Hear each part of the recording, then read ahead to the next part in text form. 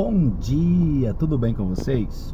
Não se esqueça de se inscrever no nosso canal. Você inscrevendo nesse canal, você está nos ajudando a compartilhar essas mensagens. Em todo tempo, em todas as épocas, os símbolos e as coisas foram usados para expressar sentimentos profundos que muitas vezes as palavras não podem expressar. A Bíblia também é repleta de símbolos. Deus, ele diz, ele se expressa, ele fala o quanto Noé e a sua família são importantes para ele. No entanto, ele coloca um arco-íris para simbolizar a sua aliança. Você vai observar que ele diz que a sua glória vai se manifestar no meio do povo. No entanto, ele pede para que se construa um tabernáculo.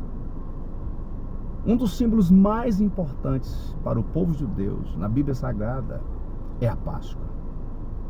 Eles tinham que se reunir para celebrar a Páscoa todos os anos, para trazer à memória deles o grande livramento que o Senhor tinha dado. O povo era escravo no Egito e Deus desceu com mão forte, os libertou e destruiu o faraó e os seus súditos. E aí nós vamos entender a ceia do Senhor, a ceia celebrada por Jesus e pelos seus discípulos. Jesus, ele está sentado à mesa com seus discípulos, é a sua última ceia. Após, ele seria preso, seria crucificado e morto. Mas eles estão celebrando a Páscoa, conforme o costume judaico. E eles estão lá comendo, conversando, se divertindo. De repente Jesus para, olha para eles e diz: na verdade, um de vocês vai me trair. Imagina o choque. Você está lá feliz, cantando, celebrando, lembrando da libertação, e de repente o Senhor olha para você e fala: um de vocês vai me trair. E a Bíblia diz que os discípulos ficam tristes e começam a dizer: certamente não serei eu, não sou eu. Talvez na mente deles: quem será esse canalha? Quem será esse traidor miserável? Como é que pode trair o mestre? Eu não, eu jamais faria isso. Porque eles se consideravam injustos. Eu não. Quem é esse pecador infeliz? E infelizmente, queridos, a gente percebe isso hoje nos nossos dias. Já viu? O casal está passando por um momento de dificuldade, mas um dos cônjuges diz: não, certamente não sou eu. O culpado é ele, Senhor. O filho diz: não, pai, não sou eu. Foi ele que começou, pai. A filha diz: não, mãe, não é a minha vez de lavar a louça, é da minha irmã. O viciado diz: não, eu não sou viciado. Eu paro a hora que eu quiser. A gente vai dizendo: certamente não sou eu. É engraçado que a gente está sentado à mesa e a gente coloca a nossa melhor roupa, a gente vem para um culto, é tudo muito bem preparado, hinos maravilhosos. Nós nos sentimos no meio dos justos e a gente olha para o lado, a gente vê aquela pessoa que a gente considera imperfeita, falha, não muito bem sucedida espiritualmente. A gente fala assim: o que é que essa pessoa está fazendo aqui? Olha para ele, olha para ela, olha para eles. Às vezes a gente olha para nós mesmos e pergunta: o que eu estou fazendo aqui? A gente se acha justo, mas na verdade naquela mesa ninguém era digno de se assentar. Jesus disse: um de vocês vai me trair. Todos estão dizendo: certamente não serei eu. Mas Jesus disse: olha, na verdade todos vocês irão se escandalizar em mim. E a gente percebe uns traindo Jesus pelo cansaço, pela preguiça, pelo sono, pelo medo, pela covardia. Mas sabe o que eu acho lindo?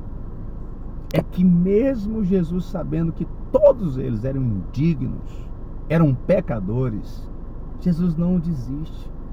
Jesus não apenas oferece a eles uma refeição, mas Jesus morre por eles na cruz.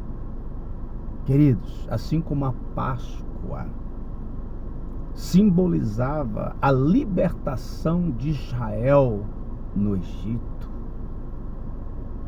a ceia do Senhor, ela representa a nossa libertação do pecado, das amarras de Satanás, do reino das trevas. E ela nos coloca como filhos de Deus, como salvos, como cidadãos dos céus. como aqueles que não irão para Canaã, onde tem gigantes e terras para ser conquistadas, mas para aqueles que irão para a Nova Jerusalém, morar para sempre com o Senhor, sem dor, sem pecado, sem doenças, sem lutas, sem fadigas, sem fofocas, sem disse-me-disse, sem confusão. Para sempre estaremos com o Senhor em um corpo glorificado. É interessante que o elemento mais importante da ceia era o cordeiro, da Páscoa era o cordeiro. Eles tinham que fechar a porta, comer o cordeiro, colocar o sangue do cordeiro nos umbrais da porta e o anjo da morte tinha que respeitar o sangue. Onde houvesse sangue, o anjo da morte tinha que passar por cima. Era a Páscoa do Senhor. Agora, na ceia que Jesus celebra, por incrível que pareça, tem pão e tem vinho. Ele fala assim, ó, isso é meu corpo que é partido por vós. Comam. Esse é o sangue da nova aliança. Bebam. Mas por que não tem cordeiro? Porque João Batista diz a respeito de Jesus, eis aí o Cordeiro de Deus que tira o pecado do mundo. Jesus é o próprio Cordeiro Pascal. É o nosso Cordeiro. Quando nós ceamos, nós estamos literalmente, pela fé, comendo do Cordeiro, nos alimentando do Cordeiro. O próprio Jesus disse em João 6, quem não come a minha carne, não bebe do meu sangue, não tem vida em si mesmo. Mas todo aquele que comer da minha carne e beber do meu sangue, eu o ressuscitarei no último dia. Então, cear é nos alimentar de Jesus. É dizer ao mundo físico e espiritual, eu tenho uma aliança com o Senhor. Eu tenho uma aliança com o meu Deus. E aí está escrito, aquele que é nascido de Deus, conserva a si mesmo, e o maligno não lhe toca. Querido, que coisa extraordinária. Jesus disse, isso é o meu corpo. Esse caso é o caso da nova aliança. Eu imagino o choque que os discípulos ouviram. O quê? Foi isso mesmo que Jesus disse? Uma nova aliança? Ela já está no nosso meio. O perdão dos pecados chegou. E isso é fenomenal.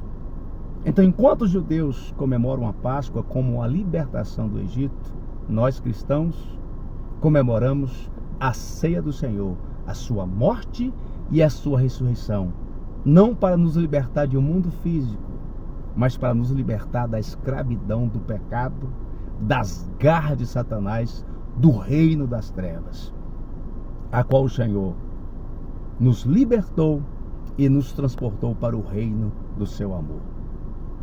Agora, como nós devemos responder a tão grande amor, a tão grande graça? É nos encher do Senhor e deixar que essa vida transborde para outras vidas. É não reter em nós, apenas em nós, a vida do Senhor, mas transmitir essa vida para tantas pessoas que carecem. Fazendo isso, nós seremos felizes, bem-sucedidos. Eu sempre falo, Pedro, ele prega a palavra. 5.000 pessoas aproximadamente recebem Jesus como Senhor e Salvador. Olha só, em uma única pregação, quase 5.000 pessoas. André, ele pregou a palavra e ganhou só uma pessoa. Olha que coisa extraordinária. Pedro ganhou 5.000, André só uma.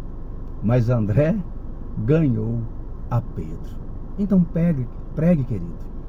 Nós nunca sabemos o que o Senhor fará na vida dessa pessoa a qual nós estamos pregando a palavra. André chamou Pedro e disse, Pedro, eu encontrei o Messias. Pedro se converteu.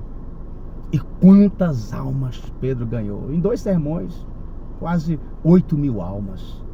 André, 8.001. Nós nunca sabemos o que Deus fará. Pense nisso, forte abraço. Celebremos a nossa Páscoa. Não aquela Páscoa antiga, mas a Páscoa nova que Jesus nos deu. Vamos celebrar a sua morte e a sua ressurreição até que Ele venha. Forte abraço, ótima segunda-feira, até mais.